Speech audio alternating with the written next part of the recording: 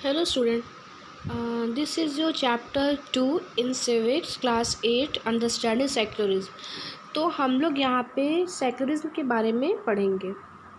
तो first of all we should know what is secularism. हमें सबसे पहले जानना चाहिए कि सेक्युलरिज्म होता क्या है। जो सेक्युलरिज्म होता है उसका अर्थ होता है कि किसी भी एक धर्म को, किसी भी एक समुदाय को, किसी भी एक कास्ट को प्राथमिकता न देना, ठीक है, और सभी धर्म को, सभी समुदाय को, सभी कास्ट को बराबर का दर्जा देना, ठीक है। जैसे कि देखिए हमारा जो इंडिया है वो सेक्युलरिज्म कंट्री है, क्योंकि यहाँ पे किसी एक धर्म को या समुदाय को, कास्ट को हाईलाइट नहीं किया जाता, ठीक है, और ना ही लोगों को फोर्स किया जाता है कि वह एक धर्म या समुदाय को माने, ठीक है। उन्हें अपने मर्जी के हिसाब से धर्म को मानने का अधिकार है, ठीक है। किसी भगवान की पूजा करने का अधिकार है उन्हें, जब वो चाहें तो एक धर्म से दूसरे धर्म में जा सकते हैं, ठीक है। तो इसी को कहते हैं सेक्युलरिज्म। जब व्यक्ति को अधिकार होता है कि वो अपने मन के अकॉर्डिंग धर्म को चूज़ कर ले, कास्ट को रहे, और अपने धर्म, अपने मन चाहे भगवान की पूजा करे, चाहे वो टेंपल में जाए, चाहे चर्च में जाए, गुरुद्वारा में जाए, मस्जिद में जाए, जहाँ पे भी वो जाके अपना पूजा कर सके जिसमें उसकी आस्था हो। तो इसी को बोलते हैं सेक्युलरिज्म। इंडिया में तो आपने देखिए कि सेक्युलरिज्म कंट्री है, लेकिन सऊदी अरबिया वगैरह है, ये सब क्या है कि इस्लामिक कंट्री है, ठीक है। जैसे ऑस्ट्रेलिया वगैरह है, तो ये सब क्या है, यहाँ पे अमेरिका वगैरह में क्रिश्चियनिटी बहुत ज़्यादा है, ठीक है। तो ये सब चीज़ें हैं जो सेक्युलरिज्म में आती है। तो इस चैप्टर में हम लोग सेक्युलरिज्म के बारे में पढ़ेंगे। इसके पहले के चैप्टर में भी आपने इंडियन कॉन्स्टिट्यूशन में सेक्युलरिज्म के बारे में पढ़ा था, फंडामेंटल राइट्स के बारे में भी, तो उसमें भी आपने सेक्युलरिज्म बताया गया था। The Indian constitution allow individuals the freedom to live by their religion. जो इंडियन कॉन्स्टिट्यूशन है वो हमें अलाउ करता है कि हम अपने धर्म और बिलीव्स के अनुसार किसी भी धर्म को मान सकते हैं जिसमें हमारी आस्था हो, ठीक है। और India also adopted strategy of separating the power of religion. और जो इंडिया है, जो इंडिया कॉन्स्टिट्यूशन है वो एक्सेप्ट करता है हर धर्म को बराबर तरीके से, ठीक है। Secularism refer to the separation of religion from the state. जो सेक्युलरिज्म होता है उसका अर्थ होता है, सेक्युलरिज्म रिफर करता है सेपरेशन को, धर्म के सेपरेशन को, फ्रॉम द स्टेट। मतलब कि ऐसा ना हो, सिर्फ कहने का अर्थ यहाँ पे ऐसा है कि कोई ऐसा स्टेट ना हो जो ये कहा जाए कि यह हिंदुओं का राज्य है, या क्रिश्चियनिटी का, कि यहाँ पे क्रिश्चियनिटी बहुत ज़्यादा है, ईसाइयों का राज्य है, या मुस्लिम राज्य है, ऐसा ना हो। तो धर्म को हमेशा से राज्य से दूर रखा जाए, ओके। अब देखिए आगे देखिए why it is important to separate religion, ठीक है। ये इम्पॉर्टेंट क्यों है स्टेट से रिलीजन को अलग रखना, ठीक है। अब आप बताइए, जैसे आप यूपी में रहते हैं, अगर हम ये कहें कि ये सिर्फ हिंदुओं का स्टेट है या ये सिर्फ मुस्लिमों का राज्य है, तो ऐसा तो नहीं हो सकता ना। तो यही कहने का मतलब है कि जो धर्म को राज्य से अलग रखना है। As discussed above, the most important aspect of secularism is the separation of religion from state power। जो सबसे इम्पोर्टेंट एस्पेक्ट होता है उसका अर्थ ये है कि राज्य को सेक्युलरिज्म राज्य को धर्म से अलग रखा जाए। This is important for a country to function democratically. यह किसी भी राज्य, किसी भी देश में अगर डेमोक्रेटिक कंट्री है और अगर वह सेक्युलरिज्म नहीं है, तो हम ये नहीं कह सकते कि वह डेमोक्रेटिक कंट्री है या वहाँ पे डेमोक्रेटिक सही तरह से कार्य कर रही है, ठीक है। और मोस्टली देखिए दुनिया में जितने भी देश हैं वहाँ पे सभी जगहों पे एक धर्म से ज़्यादा लोग रहते हैं, ठीक है। और within this religious group there are most likely to one group that is in a majority. और हर जगह ऐसा भी है कि किसी एक धर्म के लोग ज़्यादा हैं, ठीक है। तो if this majority religious group had access to state power, then it could quite easily use this power and financial resources to discriminate against the persecuted person to other religions।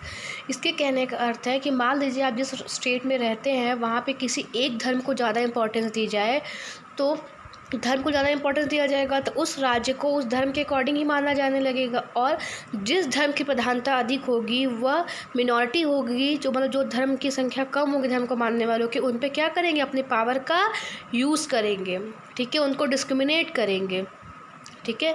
This टायरमी of the majority को result in the discrimination. और इससे क्या होगा, discrimination होगा किनके प्रति, जिनकी minority हो, जिनके धर्म जो जिस धर्म को मानने वाले लोग कम होंगे, ठीक है।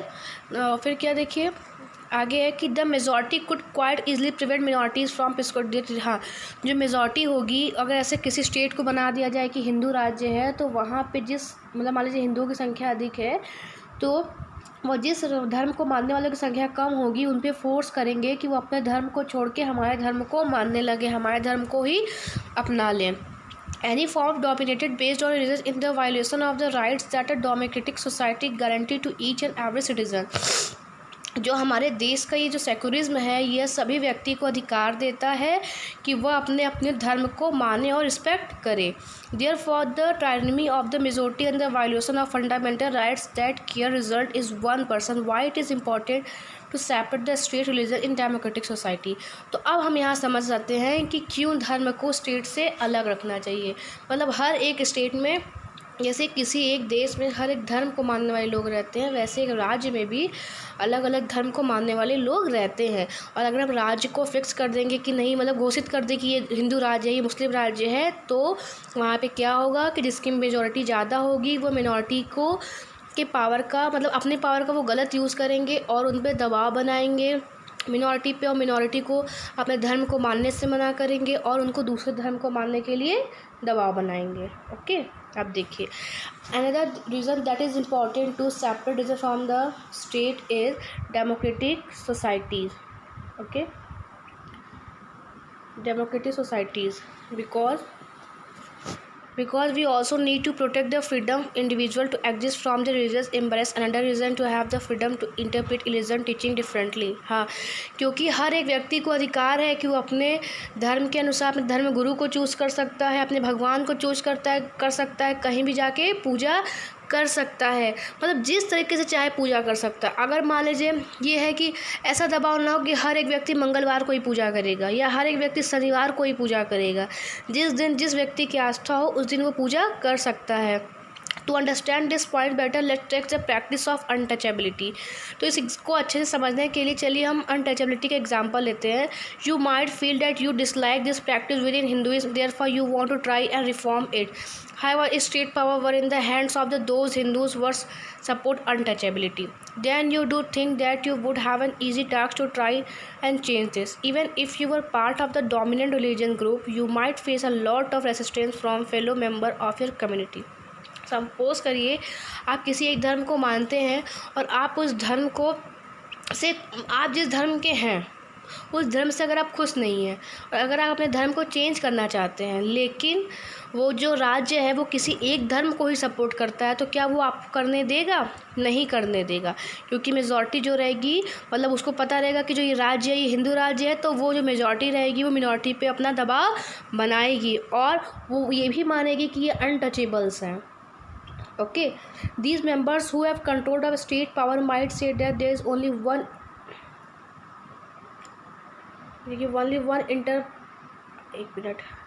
interpretation of Hinduism and what do you and that you do not have the freedom to interpret this differently।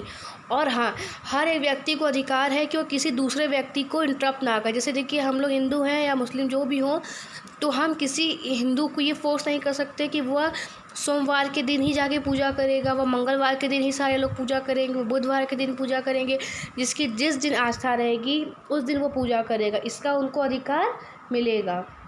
आगे देखिए, what is Indian secularism. Indian secularism क्या होता है? ठीक है, the Indian constitution mandates that the Indian state be secular, कि Indian states क्या होंगे? सेक्युलर होंगे, मतलब हर एक धर्म को यहाँ पे माना जाएगा। According to the constitution only secular state can reach to objective to ensure the following. और कॉन्स्टिट्यूशन के अकॉर्डिंग सेक्युलर स्टेट ही इन चीज़ों के या सेक्युलर स्टेट में इन चीज़ों को पाया जाएगा। That one religious community does not dominate another, मतलब ये ऑब्जेक्टिव्स है इसके कि कोई एक धर्म किसी दूसरे धर्म को डोमिनेट नहीं करेंगे। The some members do not dominate other member of the same religious community. जैसे मैंने बताया ना कि कोई ऐसे मान लीजिए कोई एक धर्म के लोग हैं, मान लीजिए कोई हिंदू धर्म के ही लोग हैं, तो वो दूसरे हिंदुओं को ये फोर्स नहीं करेंगे कि वो इसी दिन पूजा करें या इसी भगवान की ही पूजा करें। तो सबके अलग देवी देवता है, सब अपने इच्छा अनुसार पूजा कर सकते हैं। The some members do not dominate the other में ये हो गया।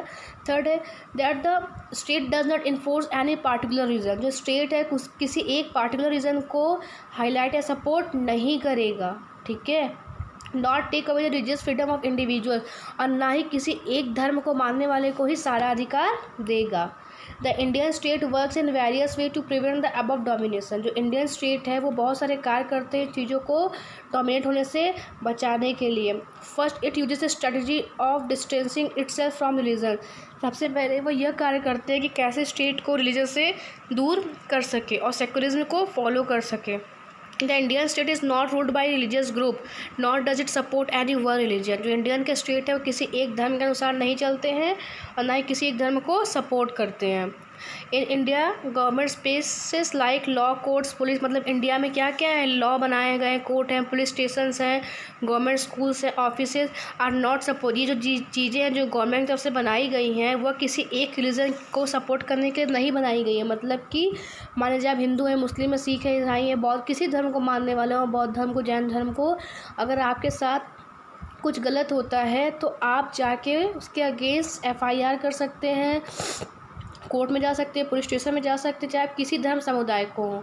वो कोर्ट, पुलिस स्टेशन, जो गवर्नमेंट स्कूल, ऑफिसेज हैं, वो किसी एक धर्म को सपोर्ट नहीं करेंगे।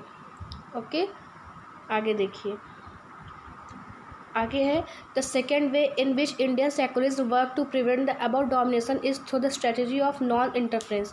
This means that in order to respect the sentiments of all religions and not interfere with religious practice, मतलब कि जो राज्य है वो किसी भी व्यक्ति के धर्म में इंटरफेयर नहीं करेगा। ठीक है, the state makes certain exceptions for particular reason communities, और जो धर्म है वह किसी एक, मतलब जो राज्य होगा वो किसी एक धर्म के प्रचार प्रसार में भी नहीं लगा रहेगा। ओके स्टूडेंट, तो हम ये जो है टॉपिक यहीं पे कंप्लीट करते हैं और rest part of the chapter we will discuss in next video. तब तक के लिए आप इसको पढ़िए और रिवाइज करिए।